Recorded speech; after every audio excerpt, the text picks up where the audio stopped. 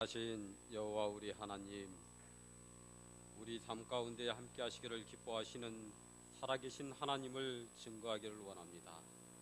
소자의 입술을 주장하여 주셔서 세상에 가장 비천한 자라 할지라도 결코 외면하지 아니하시는 하나님의 인자하심을 증거케 하여 주시고, 우리 모두의 가슴과 삶 속에 살아계신 하나님을 더욱 굳건히 모셔서 복 주시기를 기뻐하시는 하나님의 은혜 가운데 거하는 우리 모두가 될 수 있도록 인도하여 주셨기를 예수님의 이름으로 간절히 기도 올리옵나이다. 할렐루야. 정말 전능하시고 우리에게 복 주시기를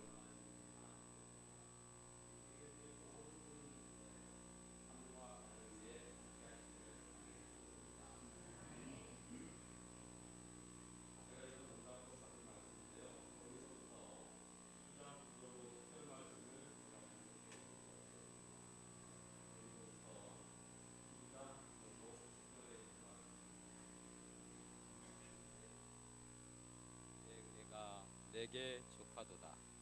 이는 내 능력이 약한 데서 온전하여 짐이라 하신지라. 이러므로 도리어 크게 기뻐함으로 나의 여러 약한 것들에 대하여 자랑하리니 이는 그리스도의 능력으로 내게 머물게 하려 함이라. 그러므로 내가 그리스도를 위하여 약한 것들과 능력과 궁핍과 핍박과 곤란을 기뻐하노니 이는 내가 약한 그때에 곧 강함이니라. 내 은혜가 내가 족하도다. 이 말씀은 제가 시각장애인이 되고 난 후에 약 9개월 동안 수십일의 금식 기도와 목이 터져라고 이 하나님께 부르짖게 되었는데, 그때 얻은 응답이었습니다. 내 은혜가 내게 족하도다. 그러니까 이 세상의 어떤 소란 가운데서도 주님께서 오시는 그날까지 주님의 은혜 가운데에 우리 주님께서 두시고 함께 하시겠다는 말씀으로 받아들이게 되었습니다. 아까 이제 설명을 했지만 저는 동중원 앞에 목회자로서 12년 동안 목회를 하고 있고, 지금은 향하게 기회를 얻어서 지금 삼육대학교 사회복지학과에서 지금 공부를 좀 하고 있습니다. 제가 이제 오늘 부탁받은 말씀은 간증 설교를 좀 해줬으면 좋겠다라는 말씀을 제가 부탁을 받았고요. 가능하면 꼭 8시 20분까지 시간을 잘 지켜주셨으면 고맙겠다, 이런 말씀을 해주셨는데 제가 보시다시피 잘 안 보이지 않습니까? 혹시 조금 넘어가시더라도 이해를 하시고 가능하면 시간을 잘 순수하도록 노력하도록 하겠습니다. 제가 참 부끄럽지만 저의 작은 경험 이야기를 하고자 합니다. 제가 제 경험 얘기를 할 때에 정말 우리가 태교연교에 와서 우리 장로님들, 집사님들 여러분들의 말씀을 들었을 때에 저보다 더 소중한 그런 경험을 가지고 있는 이야기들을 제가 많이 들었습니다.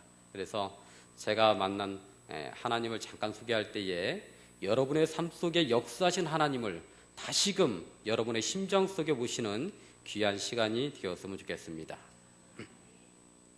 제가 이제 고등학교 3학년 7월 말쯤 되었는데 집안에 큰 우화가 있었어요. 이 사촌 동생이 고1이었는데 이제 물에 빠져서 익사하는 사고가 발생하게 되었습니다.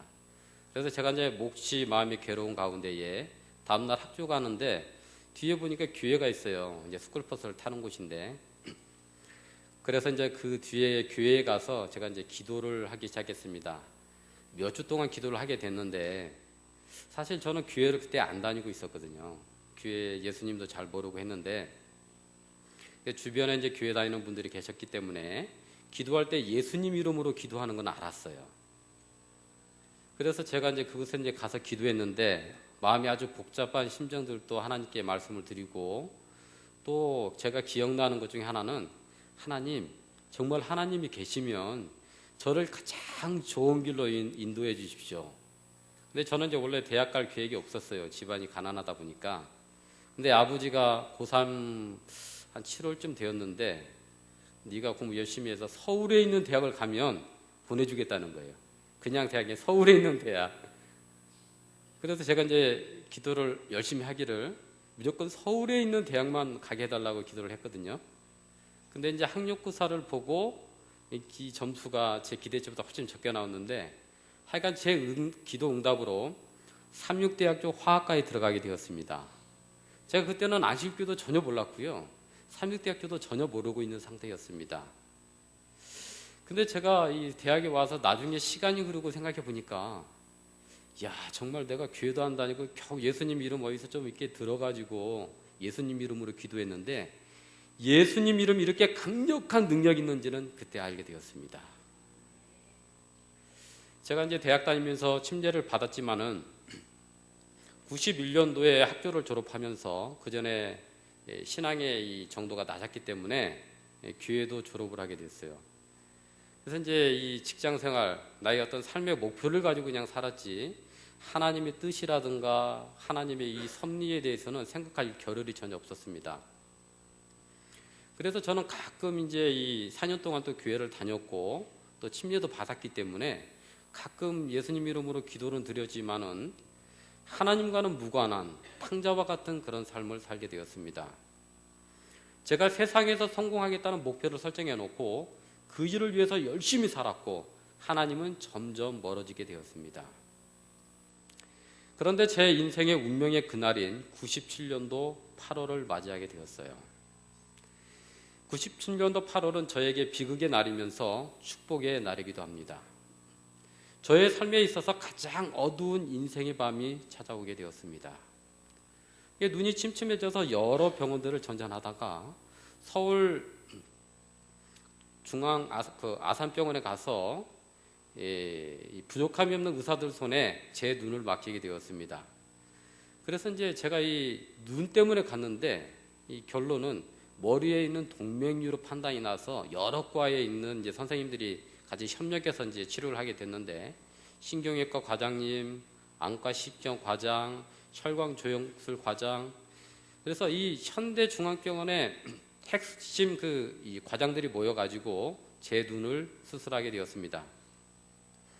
이제 검사를 해보니까 머릿속에 이 혈관이 꽈리처럼 부풀어 올라가지고 시신경을 누르고 있거나 시신경으로 흘러들어가는 혈관을 누르고 있기 때문에 그 꽈리가 이 혈관을 누르기 때문에 이 시력이 자꾸 떨어진다는 거예요. 그래서 이제 이 꽈리가 생겼기 때문에 혈관 위에 아래를 봉쇄를 해가지고 더 이상 이 꽈리가 부풀어가지고 혈관이나 시신경을 못 누르게 하는 그런 수술을 하게 되었습니다. 그것도 이제 머리를 이렇게 드러내는 방법이 아니고 최첨단 방법으로 이 혈관에 케이블을 넣어서 하는 시술을 하게 되었습니다. 의사는 이 동의서를 받으면서 동의서는 죽을 수도 있고 심각한 후유증도 생길 수 있고 하는데 의사 말로는 아유 걱정할 거 없어요. 이거 맹장 수술보다 쉬운 수술입니다. 그러더라고요. 그래서 이제 별거 아닌가 보다. 그리고 이제 수술을 하게 되었습니다. 이 수술 결과를 보니까 역시나 좋아요. 제가 이제 시력이 0.1까지 떨어졌었는데 한 2, 3일 되니까 0.3까지 올라오는 것입니다. 그래서 좀 지나면 한 0.5까지 회복되겠죠. 그래서 이제 다음날 퇴원을 하기로 하고 밤에 제가 이제 책을 읽고 있었어요. 한 9시쯤 되어가지고 내일 이제 가서 출근하고 제가 이제 다른 곳으로 이제 스카웃돼서 다른 회사에서 이제 일을 하게 되어 있었기 때문에 이제 마음이 여러 가지로 생각이 복잡한 상태였어요. 그래서 이제 좀 쉬어야 되겠다. 그리고 이제 책을 보다가 이렇게 고개를 쓱 들었는데 갑자기 형광등에서 불이 나가듯이 제 눈이 깜깜해지는 거예요. 그래서 이게 무슨 일인가 하고 처음에는 당황스러워가지고 누가 불을 껐나 장난으로 그랬는데 주변에 있는 사람들은 아무런 이상 없이 왔다 갔다 하는 거예요. 그래서 눈에서 빛이 갑자기 나간 것입니다. 그래서 그날 이후로 저는 아주 깜깜한 세상에서 지금까지 살고 있습니다. 제가 그 시각장애인 직업훈련원이라고 하는 대린원에 나중에 이제 전도 목적으로 요즘에 거기도 다니고 있는데 처음에 13명이 이제 거기서 이제 그 공부를 시작했거든요. 근데 그 13명 가운데 저처럼 깜깜한 사람은 3명밖에 없더라고요. 요즘에 시각장애인들은 대부분은 웬만큼 다 봅니다. 지팡이도 안 들고 다녀요. 지팡이 들고 다니는 사람 2명, 안내경 끌고 다니는 사람은 1명, 나머지는 그냥 다녀요. 겉으로 보기에는 전혀 표시가 안 납니다. 그런 분들은. 그런데 저는 그냥 0.1초 사이에 맹인이 된 다음에 지금까지 전혀 빛을 보지 못하고 살아가고 있어요. 그때 제 나이가 30살이었습니다. 혹시 여러분 가족 중에 시각장애인이 있는지 모르겠지만 시각장애를 갖는다는 것이 무엇인지 우리 가족들도 잘 모르더라고요. 실제 제가 이제 지금 여기서 잠깐 설명해 드려도 그런 아픔을 실제 경험하지 못하면은 당사자가 아니면 절대로 느낄 수 없는 그런 아픔인 것 같아요. 이 시력을 잃는다고 하는 것은 모든 것을 잃는 것과 같습니다.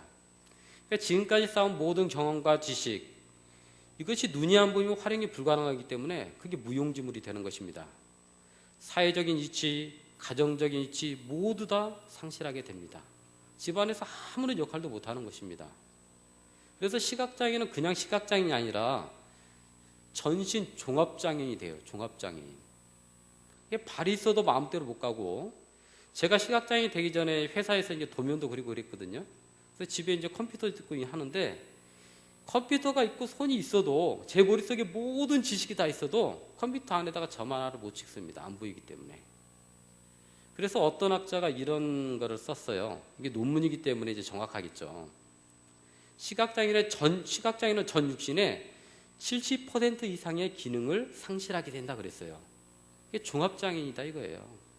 눈이 안 보이면 팔다리 불편한 그런 이 지체장애인하고도 똑같고, 귀가 잘 안 들리는 청각장애인하고도 같고 그렇다는 것입니다. 제가 이제 이 암담한 그런 현실에서 초점을 잃어버린 눈으로 병원 침상에서 천장을 바라보면서 부를 수 있는 이름을 생각해 보니까 없는 거예요. 제 부모가 어떻게 해줄 수 있는 것도 아니고, 병원 의사들은 이미 포기했어요. 제 눈에서 빛이 나간 지 6시간 만에 병원 의사들은 모든 걸 포기했습니다. 시신경은 6시간 지나면 의학적으로 회복이 불가능해요. 그래서 가만히 생각해 보니까 제가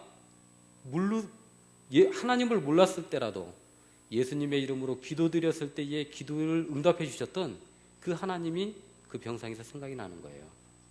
그래서 제가 기도를 드렸어요. 하나님, 이 어둠이 너무나 싫습니다. 만일 하나님께서 살아계시면 저에게 빛을 좀 보여줘 보십시오. 저는 탕자였지만 의지할 수 있는 분은 하나님밖에 없었기 때문에 하나님께 기도를 드렸던 거예요. 하나님, 하나님이 정말 살아계시면 저에게 빛을 한번 보여줘 보십시오. 그런데 놀랍게도 갑자기 빗무리들이 눈에 막 모여들더니 환하게 세상이 열리더니 큰 성이 하나 보이는 것입니다. 그 성이 제가 세상의 본성 중에는 가장 아름다운 성 같아요. 이 대리석으로 지은 성인데 그 성이 하나 있고, 앞에 아주 짠짠한 바다가 펼쳐져 있고 푸른 하늘이 싹이 있는데 얼마나 그 빛들이 곱고 아름답고 청명한지 모릅니다. 제가 눈 볼 때도 그런 청명한 하늘을 본 적이 한 번도 없었어요. 그런데 그 하나님께서 저의 기도에 즉시로 응답해 주셔서 그 모습을 보여주시는 거예요.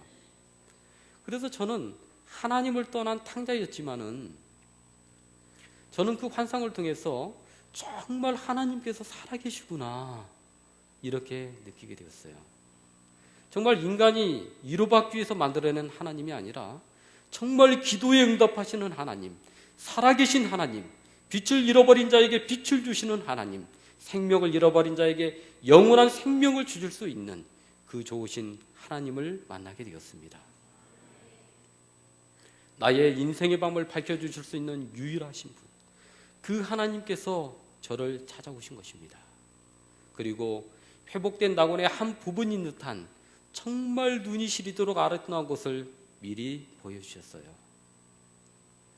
정말 놀라운 사실은 하나님을 떠난 지 7년이나 된 탕자와 같은 저의 기도를 즉시로 응답해 주셨다는 사실이에요. 저는 세상의 성공을 위해서 하나님을 멀리하고 하나님을 잃어버렸지만 하나님께서는 불꽃 같은 눈꽃으로 저의 삶을 살펴보고 계셨음을 그제야 제가 알게 되었습니다. 나의 하나님께서는 탕자인 저를 변함없이 사랑하실 뿐만 아니라 제 곁에 늘 계셨다는 사실을 깨닫게 되었습니다. 제가 눈을 볼 때는 하나님을 볼 수가 없었어요. 그러니까 교회를 떠나서 살았겠죠. 그런데 역설적으로 눈이 안 보이게 되자 하나님이 살아계심을 보게 되었습니다. 그때 저는 알게 되었습니다. 살아계신 하나님은 우리의 육안으로 볼 수 있는 게 아니고 우리의 심안으로, 우리 믿음으로만 볼 수 있다는 사실입니다. 실제 죄인인 우리가 하나님을 직접 보게 되면 어떻게 된다고요? 사라져버리게 되겠죠. 영감의 글에 이런 말씀이 있더라고요. 에녹은 하나님을 보았는가? 여러분, 에녹이 하나님을 보았습니까? 이렇게 말하고 있어요. 오직 믿음으로만 보았다. 무엇으로 보았다고요? 믿음으로. 에녹이 365년 동안 하나님과 동행한 그 동행은 믿음으로 동행했다는 사실입니다. 여기에 계신 모든 분들이 영안을 열어서 오직 믿음으로 살아계신 하나님을 보시고 성도님들의 삶 속에서 그 하나님과 동행하시는 에녹과 같은 기쁨을 누리게 되기를 간절히 기도드립니다. 하나님께서 정말 살아계신 건 확실한 것 같은데, 하나님께서 제 가까이 계신 것도 확실한 것 같은데 여전히 제 육신의 눈은 보이지가 않는 것입니다. 병원에서 제가 첫 번째 환상을 보고 며칠이 지나게 되었습니다. 여전히 제 눈은 깜깜했고 호언장담하는 의사들은 치료를 포기했고 가족들은 망언자실했습니다. 그런데 아침에 일어나서 이제 밥을 먹으려고 딱 앉았는데 갑자기 눈앞이 또 환해지는 거예요. 그러더니 앞에 7명의 천사가 딱 서 있는데 그냥 우리가 이 동화책에서 보는 천사하고는 다르더라고요. 날개가 없더라고요. 흰 두루마기를 입은 7천사를 보았습니다. 그런데 그 모습이 얼마나 평온한지, 이 모습에서 이게 빛이 나는데 그 빛이 저의 모든 아픈 정신세계와 심령을 다 어루만져서 치료하는 듯한 그런 느낌을 받았습니다. 내 마음속에 얼마나 평온한지 여러분 생각해 보십시오. 맹인이 돼가지고요, 한 발자국도 움직이지 못하는 환자가 지금 병원에 있어요. 그런데 그런 평온을 느낄 수 있다는 것은 하나님의 섭리가 아니면 불가능하다고 생각합니다. 하나님께서 저에게 이렇게 말해주는 것 같아요. 기범아, 염려하지 마라. 내가 어디로 가든지 내가 이 천사들과 함께 너와 함께 해줄게. 이렇게 말씀해 주시는 것으로 저는 믿었습니다. 저는 지금도 그 천사가 저와 함께하고 있음을 믿습니다. 하나님께서 제 눈을 뜨게 해주시지 아니하시고 왜 환상을 보여주었는지 저는 잘 몰라요, 아직까지. 그런데 저보다 저를 더 잘 아시는 하나님께서 하나님의 더 큰 은혜를 맛보게 해주시기 위해서 그러시지 않았나 하는 생각을 해보게 됩니다. 제가 병원에 있는 동안에 여러 사람들이 오고 가게 되었습니다. 제가 이제 그때 그분들이 와서 조용히 있다가 그냥 가시더라고요. 말 몇 마디 거의 안 하시고. 제가 그때는 몰랐어요. 그런데 나중에 이제 듣고 보니까 많은 사람들 와서 조용하게 눈물을 흘리다가 그냥 갔다는 거예요. 저번에도 한번 제가 간증할 때 말씀드렸지만 저희 아버지도 오셔가지고 간호사, 의사 쫓아다니면서 탁 그러는 거예요. 아유, 선생님, 제 눈 빼서 제 아들놈한테 꼭 좀 넣어주십시오. 이렇게 하면서 계속 쫓아다니는 것입니다. 제가 이제 그 모습을 보면서 제 아픈 눈보다도, 제 아픈 심정보다도 저희 가족들이, 제 부모님이 마음 아프는 것이 더 가슴 아프더라고요. 제가 나중에 성경을 읽으면서 알게 된 사실은 우리 주님께서는 눈보다 더 귀한 생명을 저를 위해서 주셨다는 사실을 제가 알게 되었습니다. 저는 마음속으로 하나님께서는 왜 제 눈 하나 고쳐주시지 못하시나 이렇게 투정을 부렸지만은 하나님께서는 독생자를 통해서 눈뿐만 아니라 그분의 생명 전체를 저를 위해서 주셨음을 알게 되었습니다. 그래서 제 눈에서 원망의 눈물이 아니라 감사의 눈물을 그 이후로는 더욱더 많이 흘리게 되었습니다. 그래서 그 이후로는요, 제가 세상을 바라보는 눈이 바뀌게 되었어요.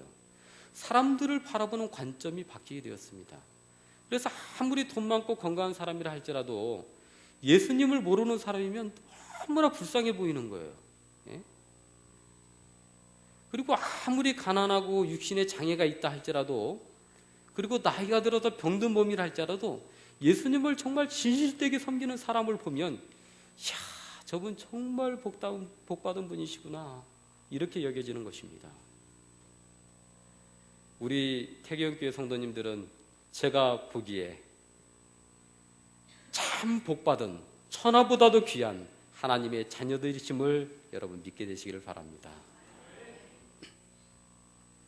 제가 그래서 이제 아무런 도움이 안 되는 의사들을 뒤로 하고 퇴원하게 되었습니다. 몇 번 친구들이 왔다 갔는데 친구들 손에 이끌려가지고 일산에 있는 제 친구 교회에 가게 되었어요. 우리 안식교회는 아니었습니다. 분명히 하나님은 살아계신 것 같은데 천지를 지으신 하나님께서 제 눈을 고쳐주겠다고 마음만 먹으면 0.1초의 시력을 상실했으니까 0.01초 만에 고쳐줄 것 같은데 그렇지 않는다는 것은 하나님께서 무슨 다른 뜻을 갖고 계신가? 이런 생각이 들어서 제가 이제 기도를 시작하게 되었습니다. 기도를 하다 보니까 막 이 성이 안 차요. 그래서 이 밥 먹는 것마저도 잊어버리고 기도를 했습니다. 3일 금식을 하고 5일 금식을 하고 10일 금식을 하고 그래도 제 귀에 하나님의 음성이 안 들리는 거예요. 그래서 이제 다니엘 금식이라는 것도 했습니다. 제가 이제 그때 어떻게 됐냐면 하루 종일 고래고래 소리를 지르면서 기도를 했어요. 거기에는 인가가 거의 없었어요. 주변에 이 일산 쪽에 있는 그 수도사업소가 있고요. 사슴농장이 있는데 제가 크게 기도하면 뭐 사람들 인정은 전혀 안 들리고 이 사슴들이 놀라가지고 푸드득 거리는 소리 들리더라고요. 그러니까 우리 성도님들이 평상시 기도하는 그 기도하고는 정서적으로는 좀 안 맞는 기도일 수도 있어요. 막 소리를 하루 종일 고래고래 지르면서 기도를 드렸으니까. 근데 이제 옆에 있는 그 건물에서 이제 기숙을 하면서 이렇게 있었던 전도사가 한 명 있었는데 제가 하도 시끄럽게 기도를 하니까 너무 시끄러워서 그랬는지 너무 안 돼서 그랬는지 제 기도를 했나 봐요. 그러면서 그분이 응답받은 성경 말씀이라고 하면서 저에게 오늘 제가 낭독해드린 고린도전서 12장 9절의 말씀을 응답받았다고 하면서 주더라고요. 내게 이르시기를 내 은혜가 내게 족하도다. 이는 내 능력이 약한 데서 온전하여 짐이라. 내 능력이 약한 데서 온전하여 짐이라. 이게 저의 약함을 통해서 하나님의 능력을 드러내신다고 하시는 건가? 이렇게 생각을 했죠. 이게 제가 그때 인식하기는 너의 약함을 내 은혜를 족하라고 했으니까 하나님께서는 제 눈을 뜨게 해주시지 아니하시고 저의 약함을 통해서 일하시려고 하시는 건가? 이렇게 인식을 했습니다. 그래서 이제 그런 생각을 하고 제가 말씀 보고 기도하는 시간을 이제 거기서 마치고 세상에 나가서 제도를 하면서 정말 하나님의 은혜가 뭔지 하나님께서 말씀하시는 그 하나님의 은혜가 족하다고 하는 그 족한 은혜를 내가 살아가면서 삶에서 부딪히면서 한번 느껴봐야 되겠다라고 하면서 세상에 나가게 되었습니다. 근데 분명한 사실은 그 이후로 제가 눈 볼 때보다 눈 안 보일 때에 세상에 가치 있고 아름다운 것들을 훨씬 많이 보게 되었다는 것입니다. 여러분들은 상상이 안 되시죠? 그러니까 정말 나약한 사람, 연약한 사람, 정말 시력을 잃고 거기에다가 이 자폐증까지 있어가지고 함부로 사람들이 보기에는 저거는 사람의 이 형상만 가지고 있지 정말 사람이 아닌 듯한 그런 사람 안에서도 너무나 소중한 것들을 많이 보고 값진 것들을 많이 보게 되었습니다. 제가 비록 눈이 안 보이게 되었지만 안 보이는 시각장애인들을 만나면서 누렸던 기쁨이 이전 생의 기쁨보다 비할 수 없을 만큼 컸다는 사실에 하나님께 감사를 드립니다. 이게 하나님의 은혜가 아니라면 제가 하나님을 만난 그런 만남이 없었다면 결코 그런 세상을 바라보지 못했을 거라는 생각이 듭니다. 근데 이제 제가 시골에 가서 이제 다시 이제 이 재기를 해야 되겠는데 뭐 방법이 있어야죠. 시각장애니까 뭐 전화번호도 볼 수도 없고 우리 큰아버지도 선생님이시고 이 형제들도 사촌 형제들도 선생들이 많은데 저한테 와서 어떤 길을 가면 네가 재활했을 때 이런 말 해주는 사람 한 명도 없더라고요. 제가 이 장애인 등록을 받기 위해서 동사무소 가서 장애인 등록했거든요. 공무원도 그런 말 한마디도 안 해요. 등록 절차만 해줘요 그냥. 그래서 제가 생각해 보니까는 믿을 만한 건 우리 하나님밖에 없는 것입니다. 기도할 때에 응답받은 그런 생각이 나서 하나님께 기도를 드렸어요. 기도를 막 하고 있는데 이런 생각을 딱 주시는 거예요. 야, 너 전화번호는 누를 수 있잖아. 전화해서 장애인 단체 물어보면 되잖아. 이런 생각을 딱 주시더라고요. 그래서 제가 전화해서 시각장애인 단체 이름을 알아가지고 거기에 전화를 하게 되었습니다. 그래서 이 서울에 있는 이 시각장애인 연합회에서 텔레마케터 교육을 한다는 사실을 알고 제가 이제 상경을 하게 되었습니다. 그때부터는 이제 제가 혼자 이제 홀로 서기를 이제 시작하는 때라서 정읍에서 전철만 태워달라고 그랬어요. 저희 가족에게. 이게 지팡이를 들고 이제 서울역에 왔는데 제가 지팡이질을 못했거든요, 그때에. 그래서 무지개 전화라고 하는 곳에서 이 안내자를 제가 이제 소개받아서 그 안내를 통해서 연합회에 또 가게 되었어요. 그래서 이제 그때가 99년 2월부터 6월까지 텔레마케터 교육을 받았는데 교육을 받고 나면 뭘 해야 됩니까? 취업을 해야 되잖아요. 아니, 전혀 안 보니까 취업도 안 시켜주는 거예요. 그래서 이제 사람한테 기대봐야 실망밖에 안 하기 때문에 기댈 건 오직 하나님밖에 없어서 하나님께 기도하게 되었습니다. 하나님께 기도하는데 하나님이 그러시는 거예요. 야, 취업 못하면 네가 회사 차리면 되잖아. 그래서 전혀 못 보는 제가 회사를 하나 차리게 되었습니다. 그래서 회사를 차려서 시각장애인들하고 공식적으로 한 3년 정도 회사를 운영했는데 시각장애인들과 함께 일을 하게 되었습니다. 제가 아까 이렇게 세어봤더니 뭐 많은 인원은 아니지만 11명이 함께 일을 했더라고요, 저랑. 그때 이제 제가 하나님께 기도를 했어요. 제가 이제 이 기도처에서 기도하면서 나올 때는 어떤 기도를 했냐면 제가 시력을 읽고 해보니까 인간의 존재라는 게 너무나 미약하고 아무것도 아닌 거예요. 그리고 하나님을 만나고 보니까 세상에 가장 중요한 것은 생명이라는 사실을 알게 되었어요. 그래서 저의 이 생명을 다 바쳐서 한 영혼의 생명을 구할 수 있다면 저의 모든 것을 주고 싶은 그런 마음이 막 넘치더라고요. 그래서 그런 기도를 너무나 많이 했어요. 그래서 제가 이 회사를 시작하면서 어떤 기도를 했냐면 하나님한테 기도하는데 적당한 기도해서는 안 되고 좀 가치 있는 기도, 예? 내가 생각하기에 도저히 불가능하다는 기도를 하나님께 좀 드렸으면 좋겠다, 이런 생각을 했어요. 그래서 지금 제가 별로 안 떨고 얘기는 하지만 그때는 제가 이 대인공포증이 있어가지고 사람들 앞에 딱 서기만 재봉틀에서 막 다리가 덜덜 떨리고 손이 떨리고 입이 떨리고 입이 말라가지고 말을 못하는 그런 사람이었거든요. 근데 제일 말 많이 하는 직업이 뭡니까? 목회자잖아요, 목회자. 그래서 하나님께 제가 기도했어요. 하나님, 제가 목회자의 길을 가고 싶습니다. 그런데 제가 확신이 없습니다. 이게 하나님 뜻인지 어쩐지. 예? 그래서 제가 3가지 기도 제목을 가지고 기도를 할 테니까 하나님이 이 기도를 다 들어주시면 응답하신 것으로 생각하고 제가 신학과에 편입하겠습니다. 그렇게 기도를 했어요. 그때 제가 기도한 3가지 기도 제목이 뭐냐면 첫 번째는 그때 돈이 제가 하나도 없었거든요. 병원비 내고 나니까 뭐 10원도 없더라고요. 그래서 대학 가려면 등록금이 필요하잖아요. 등록금 주십시오. 첫 번째 기도가. 두 번째는 저를 도울 수 있는 배우자가 있었으면 좋겠습니다. 돕는 배필이. 안 보이니까요. 같이 손이라도 잡고 다닐 사람 있으면 좀 낫잖아요. 그죠? 세 번째는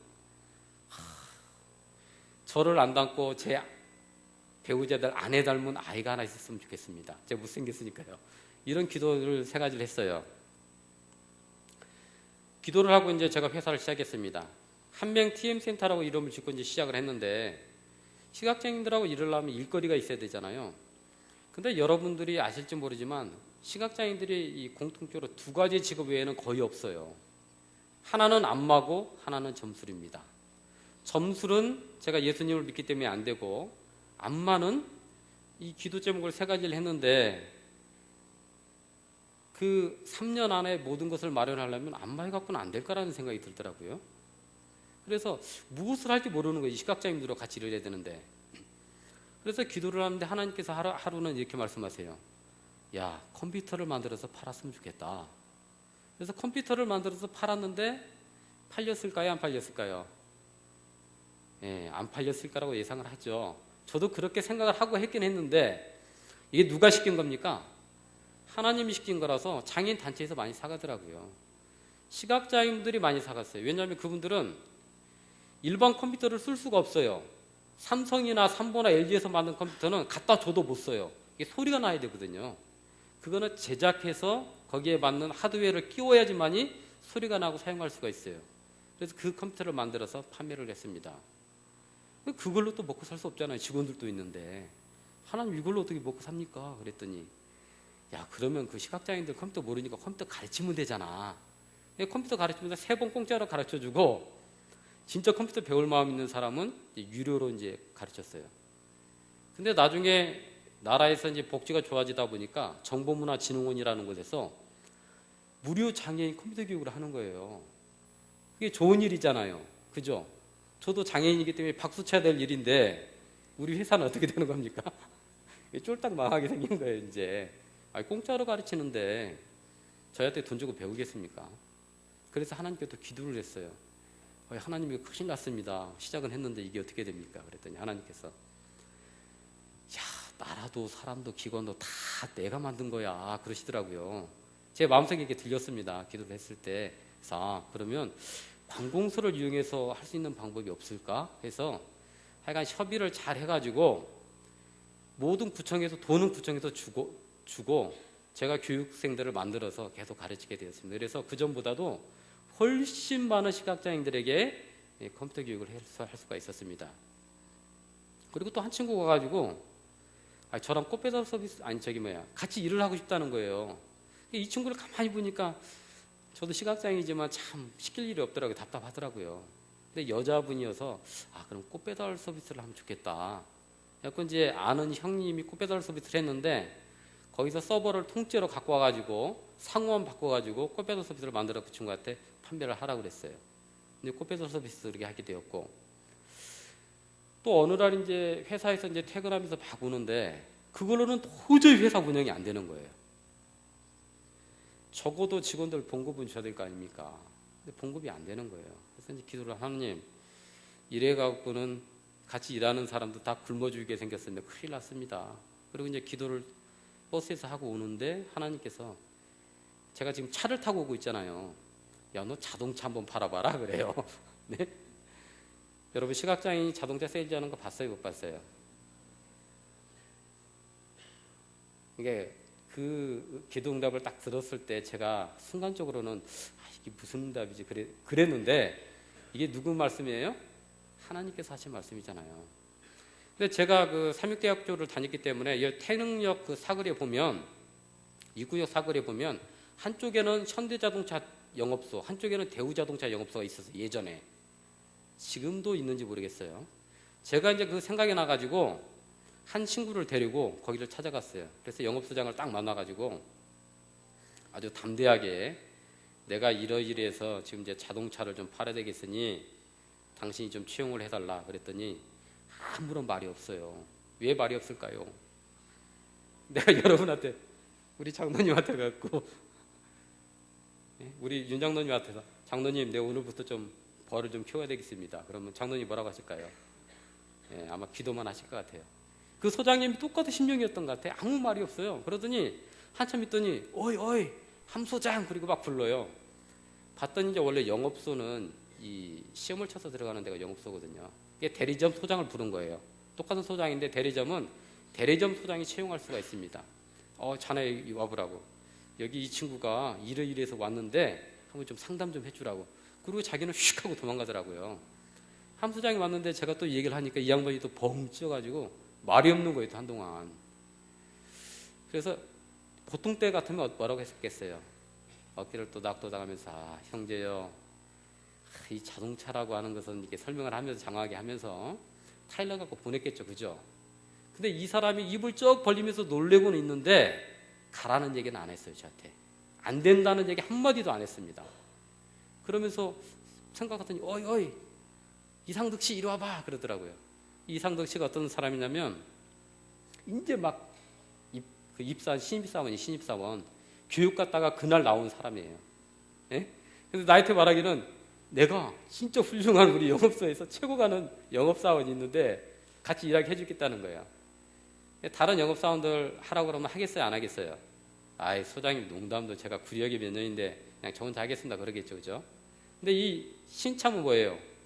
이제 막 교육받고 왔기 때문에 소장이 그냥 하라고 무조건 하는 거예요. 이 친구가 이 자동차 판매하고 하기를 원하는데 자네 같이 도와서 좀 해보게 그랬더니 딱 하네. 네, 알았습니다. 그러더니 저한테 와서 큰 절을 딱 하더니 허리를 꾸벅 숙여서 절하더니 잘 부탁했습니다. 그래요. 부탁 제가 해야 되는데. 그렇게 하면서 이제 1년이라는 시간이 지났어요. 그 친구가 이제 파트너를 해서 이제 같이 하는데. 근데 1년이 지난 다음에 그 대리점에 이제 작은 소란이 하나 있었거든요. 이건 하나의 에피소드인데 그 친구하고 저하고 합작해서 자동차를 판매한 결과 소장 말고, 소장은 받아오는 것도 많거든요. 소장 말고 그 대리점에서 우리가 1등을 했습니다. 그래서 그 대리점에 있는 영업사원들이 그러는 거예요. 그 함 소장한테. 아, 소장님, 아니, 저런 친구 있으면 나를 소개시켜줘야지. 인자 시참 그 아무것도 모르는 사람 소개시켜주고 내가 이 대리점에 공헌한 게 얼마나 큰데, 이런 말을 하더라고요. 제가 이제 하루는 또 하도 힘들어가지고 출근 안 했어요. 화가 나가지고. 직원들 봉급이라도 줘야 되는데 봉급도 못 주게 생긴 거예요. 그래서 아유, 하나님, 저 이제 오늘부터 이제 일 안 합니다. 뭐 시각장애인들 먹든 살든 저 책임 못 집니다. 그리고 이제 누워 있는데 전화가 오는 거예요. 그래서 이제 뭐 잠결에 여보세요 이렇게 받았는데 갑자기 이제 그 같이 일하던 친구 중에 하나가 있었는데 자기 장인어른이 차를 사는데 에쿠스 한 대가 필요하다는 것입니다. 사실 그 자리에서 계약했어요. 그러더니 좀 있더니 그 친구가 또 전화가 왔어요. 근데 자기 마누라가 그 카니발 한 대가 또 필요하대요. 근데 그 자리에서 또 계약을 했습니다. 그래서 어느 단체에서 또 전화가 왔어요. 전화가 왔더니 그 복지관에서 필요한 차를 카렌스를 사야 되는데 제 기억이 정확지는 않은데 5대인가 6대인가 그 자리에서 계약을 했습니다. 그래서 제가 어떤 생각을 했냐면, 아, 하나님께서는 내가 힘든 것, 어려운 것 다 아시는구나, 이런 생각을 하게 되었고, 저는 그때부터는 투정보다는 힘들고 어려울 때마다 하나님께서 저의 이 나약한 사람의 이 아픔을 같이 함께 하시는 하나님으로 인해서 감사하게 되었습니다. 그래서 제가 성경 가운데 되게 좋아하는 말씀이 이런 말씀이거든요. 나의 힘이 되신 여호와여, 내가 주를 사랑하나이다. 이 다윗이 고백한 이 말씀인데, 저는요, 우리 성도님들이 아마 저희 아파트 앞에서 제가 지팡이 들고 아침에 나가는 모습을 여러 사람이 보셨을 것 같아요. 저는 모르지만 아마 버스에서 자리를 양보해 주신 분들 가운데서도 우리 성도님들이 있지 않았나 하는 생각도 합니다. 제가 뭘 들고 다니냐면 한 1.3m 정도 되는 막대기 하나 들고 다니는 흰막대기, 그 이상의 것을 못 봐요. 그 이상은 뭐가 있는지 모릅니다. 그래서 1m 앞에 무엇이 있는지 알지 못하고 살아가는 가엾은 제 인생길에 정말 하나님의 이 말씀은 희망이요 위안이요 저의 능력이 되고 마음에서 막 샘솟는 힘이 되는 그런 말씀이었습니다.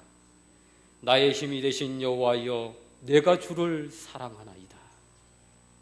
이 시를 보면 계속해서 다윗은 이렇게 말을 합니다. 여호와는 나의 반석이시오, 나의 요새시오, 나를 건지시는 자이시오, 나의 하나님이시오, 나의 피할 바이시오, 방패시오, 구원의 뿌리시오, 나의 산성이시로다. 몇 번이나 그렇게 하셨는지 아십니까? 8번 그렇게 했어요. 8번. 성경의 8번은 뭐예요? 완전수잖아요. 다윗은 이 하나님이 자기의 모든 삶에 하나님이 정말 자신의 삶의 능력임을 강조를 하고 있는 것입니다. 그래서 저는 이 말씀을 할 때마다 완전하신 하나님을 부르짖으면서 정말 하나님께 감사하면서 하루하루의 고비들을 넘게 하신 그 하나님께 감사하고 찬양하며 살아가고 있습니다. 여러분, 하나님은 완전하신 분이세요. 근데 여러분, 맹인으로 살다 보면 성공의 경험이 더 많겠어요? 실패 경험이 더 많겠어요? 실패 경험이 훨씬 더 많습니다. 하지만 완전하신 이 하나님을 모시고 사니까 실패할지라도 항상 감사하게 되더라고요. 그 실패 자리에 누가 함께하고 있는 것입니까? 하나님께서 함께하고 있다는 사실을 제가 알기 때문입니다. 나의 힘이 되신 여호와여, 내가 주를 사랑하나이다. 그 좋으신 하나님께서 저와 함께 하신다는 사실을 알게 하기 위해서 아마 그 영업소에서 1등하게 해주지 않았나. 야, 내가 함께 있는 것을 너는 알아야 돼, 깨달아야 돼, 그 1등 해주시고 실패할지라도 감사하게 하신 하나님 얼마나 고맙습니까? 그래서 여러분들께서 혹시 삶을 살다가 고통 가운데에 슬픔 가운데에 뭘 하다가 실패할 수 있는 경험들이 굉장히 많으실 것입니다. 하지만 전능하신 하나님께서 우리의 영원한 것을 책임져 주시는 하나님께서 여러분의 삶 가운데 함께하고 계시다는 사실을 잊지 마시기를 간절히 바랍니다. 시간이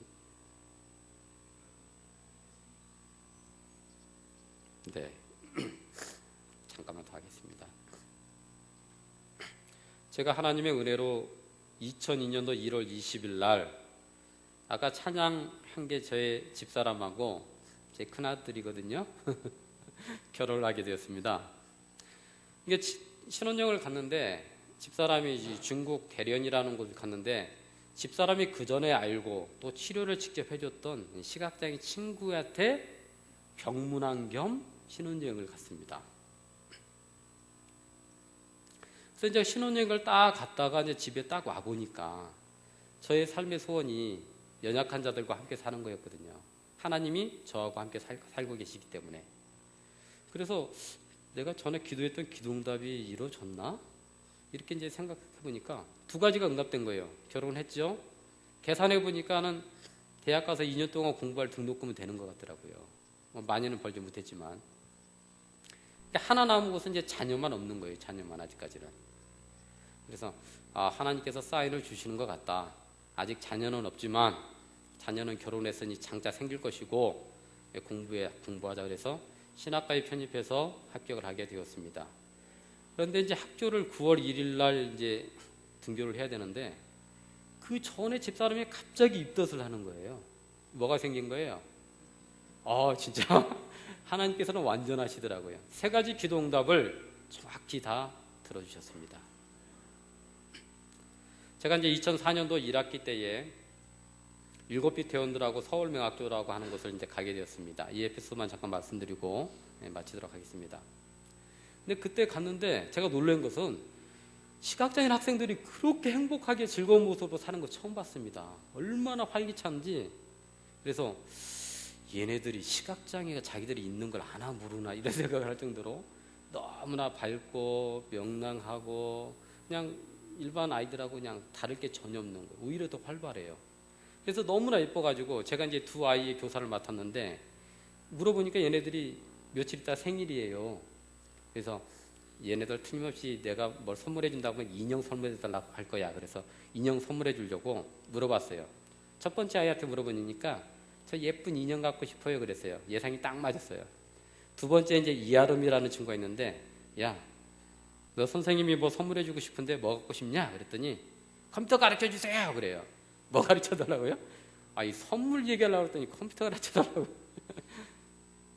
그래서 이제 제 생각에 이제 하나님께 기도하면서 하나님 얘가 컴퓨터를 배우고 싶다는데 제가 이제 학교를 다니고 있으니까 시간 내기가 힘들지 않습니까? 그죠? 컴퓨터 가르쳐 달라고 그러는데 어떻게 하면 좋겠습니까? 그랬더니 하나님께서 하시는 말씀이 야, 걔 하나만 가르쳐 주지 말고 이왕이면 그 학교에 있는 중학교, 고등학교, 초등학교가 다 학교에 다 있었거든요. 원하는 아이들 다 가르쳐 주라 그래요. 하나님이 제 마음속에. 그래서 이거 하나님의 응답이구나 그래서 학교에 찾아갔습니다. 고등학교 이제 먼저 갔어요. 이제 큰 애들부터 가르쳐 줘야 되니까. 가서 딱 교장 선생님한테 얘기하면 아유, 자네 훌륭하네 그러면서 바로 오케이 할 줄 알았거든요. 뭐라고 할게요? 우리 필요 없으니까 저 중학교로 가보래요. 중학교 갔더니 초등학교로 가보래요. 초등학교에 갔더니 초등학교도 냉랭해요. 응? 교장 선생님 아예 만나주지도 않고 컴퓨터 선생님이 저랑 상의하고 가서 상의를 했는데 뭐 반응이 없다는 것입니다. 그래서 틀림없이 하나님께서 승낙하셨는데 이게 반응이 이상한 거예요. 그래서 그때 이제 이 신학교에 다니면 재림연수 입수해서 해야 되는 그런 훈련기관이 있었어요. 그래서 재림연수원에 입수하게 되었습니다. 그래서 제가 입수해서 한 거는 이제 기도할 수 있는 방법밖에 없기 때문에 기도를 하게 되었습니다. 금식을 하면서 기도를 하는데 한 3일째인가 되었을 때에 제 마음속에 확신이 딱 드는 거예요. 기도 딱 하고 고개를 딱 들었는데 그래서 연수원에서 전화하면 안 되거든요. 영성훈련이라고 그래가지고 도저히 참을 수가 없는 거예요. 그런데 전화기를 꺼내갖고 이제 통화되는 곳에 가서 그 아는 이제 명학교 그 학부모한테 전화를 했습니다. 혹시 그 학교에서 어떤 그 답이 나오지 않았냐 그랬더니 좀 전에 그 학교 교장 선생님이 승낙했다는 것입니다. 그래서 제가 어떻게 그렇게 됐죠? 그랬더니 이 학부모님들이 그 얘기를 듣고 너무나 좋아가지고 아이들이 컴퓨터를 배우면 좋겠다고 생각이 들어서 교장 선생님한테 막 쪼른 거예요. 교장 선생님, 학부모님들이 그러니까 어떻게 합니까? 어쩔 수 없이 항복하게 된 것입니다. 그래서 초등학교, 중학교, 고등학교 학생들을 대상으로 컴퓨터 교육을 해주게 되었습니다. 그래서 제가 2003년도 6월 달부터 시작해서 2005년도 12월 말까지 그때 이제 제가 원주로 가는 바람에 저희 회사도 이제 회사 직원들을 보내서 이제 선생님들을 보내서 이제 가르치도록 했는데 가는 바람에 이제 그때 머들 때까지 계속 아이들 컴퓨터 교육을 해주게 되었습니다. 그리고 그 아이들을 안식일 날 되면 그때 이제 역삼 맹인교회였죠. 지금은 이제 서울 본향교회입니다. 교회로 불러가지고 애들 피아노도 가르치고 뭐 바이올린도 가르치고 그다음에 이제 이 독서 치료도 해주고 영어도 가르치고 인지 능력, 손가락 인지 능력, 중복 장애 있는 아이들도 많아요. 인지 능력이 없는 애들은 전화기 누르는 방법, 시각장애인들이 쓰는 이 공학기구들을 사용하는 방법 이런 걸 이제 하나하나 가르쳐 줬었거든요. 그때 제 인생 가운데 가장 행복했던 시간이었던 것 같아요. 그때 이제 제일 기억에 남는 한 친구는 뭐냐면 김명혜라는 친구인데 시각장애면서 자폐가 있어요. 근데 교회 오면 뭐만 하냐? 얘는 캐비넷 가지고 계속 두들기는 거예요.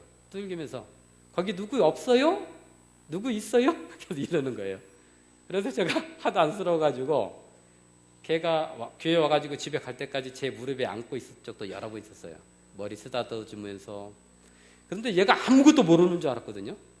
근데 이제 어느 날 이제 교회에서 얘네들 이제 그 공부한 것도 있고 하니까 발표를 이제 가졌어요.